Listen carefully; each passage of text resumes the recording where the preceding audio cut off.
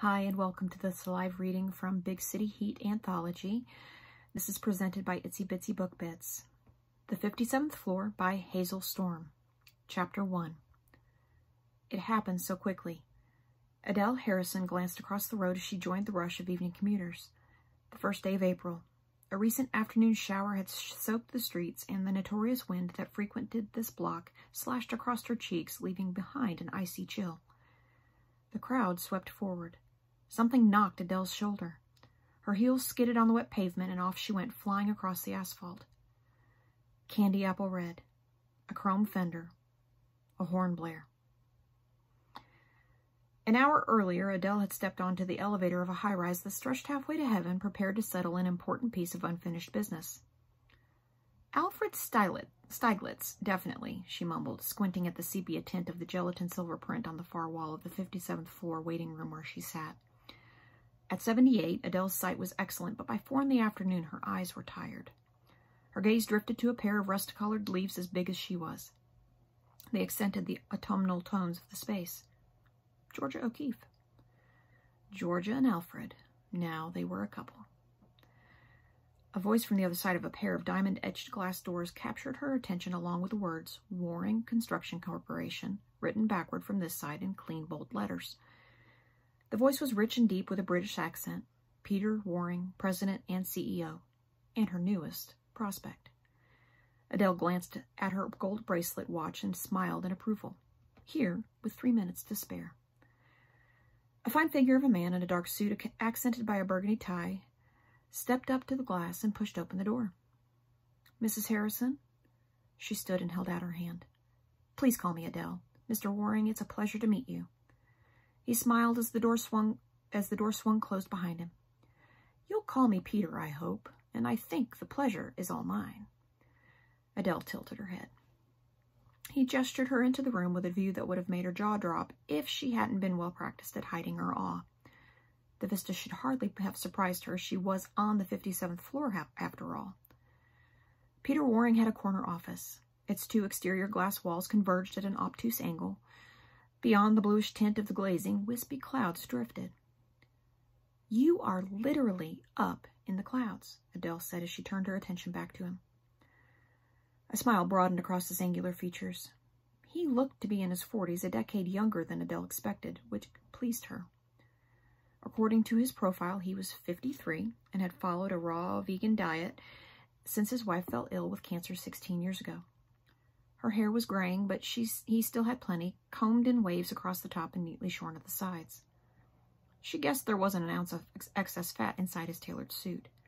He was an active man, running, yoga, golf on occasion. A pungent floral scent drew Adele's attention to the potted gardenia on an oval meeting table. White buds and open flowers dotted the plant's dark green leaves. She breathed in deeply, enjoying the sweet smell and the impressive openness of his workspace. Have a seat. Peter gestured to a wing chair upholstered with dark blue velvet and took the one beside her.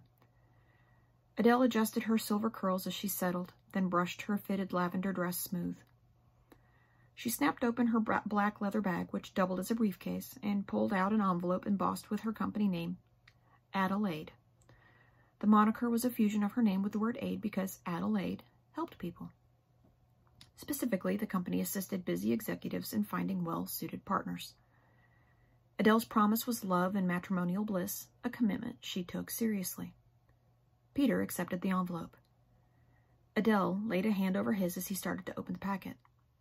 Take it home. Read it when you're relaxed and have time to consider.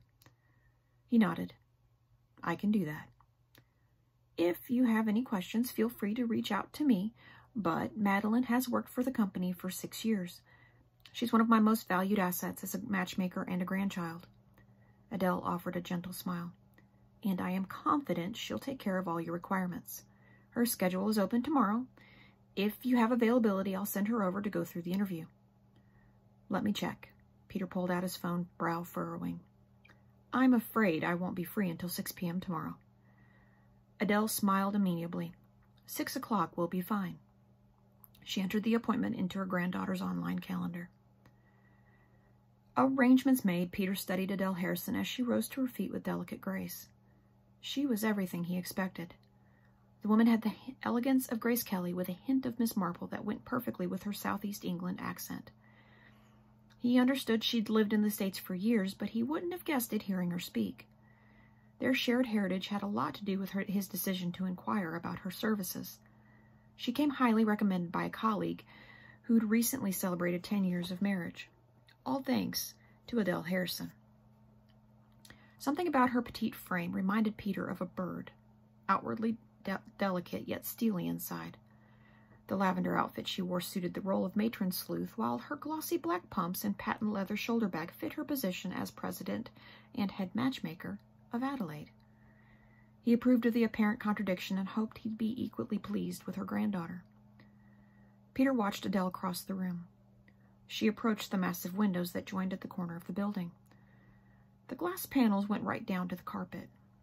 She stopped, her nose an inch from the pane, and looked straight down the side of the building. 57 floors was not an insignificant drop.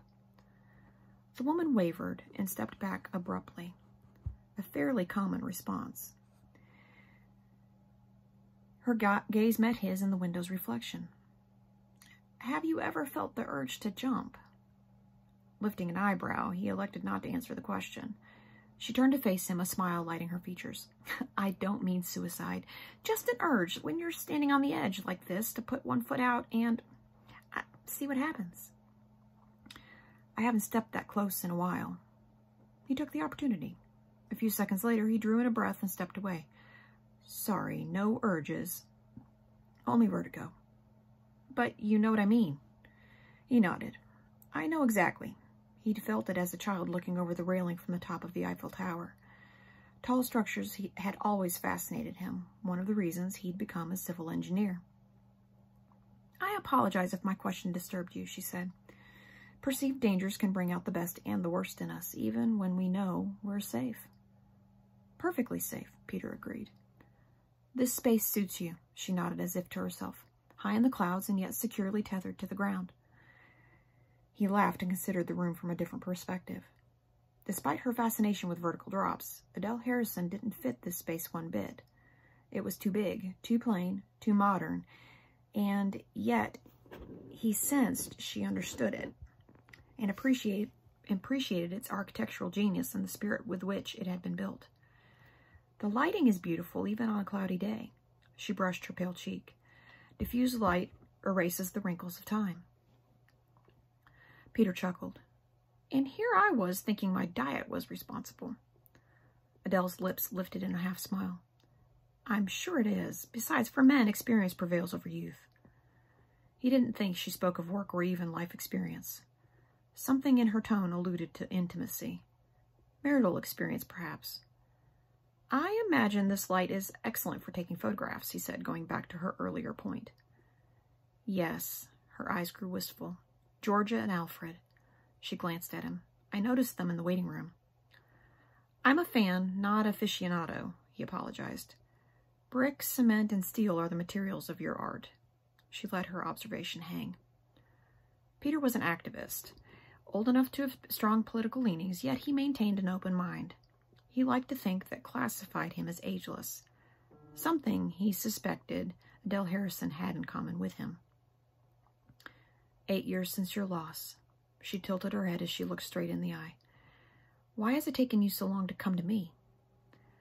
"I have a 26-year-old daughter who needs a reason to get on with her life. The best incentive seems to be for me to get on with mine."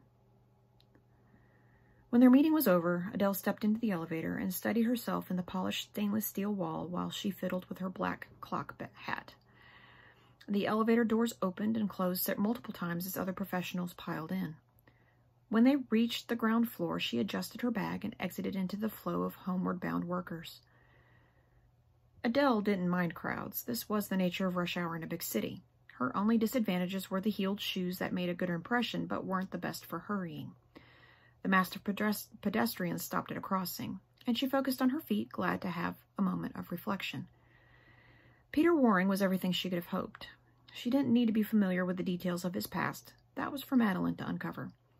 His behavior, his workspace, his very presence told her all she needed to know.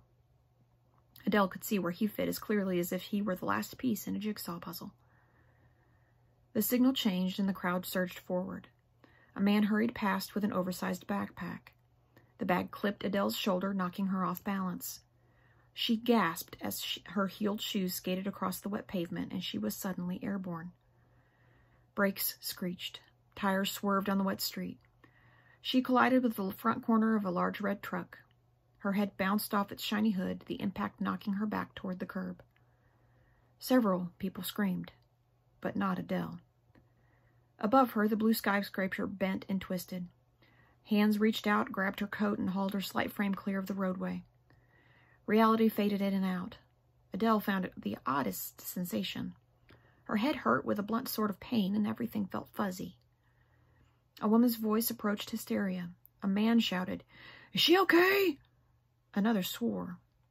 Their words blended into the cacophony of honking horns. Adele's vision blurred. Faces mingled, so many shapes and shades.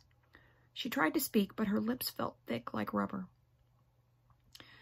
Slowly, the many visages merged into one. "Adele?" Madeline's voice fought against the dissonance, its sweet tones full of sanity.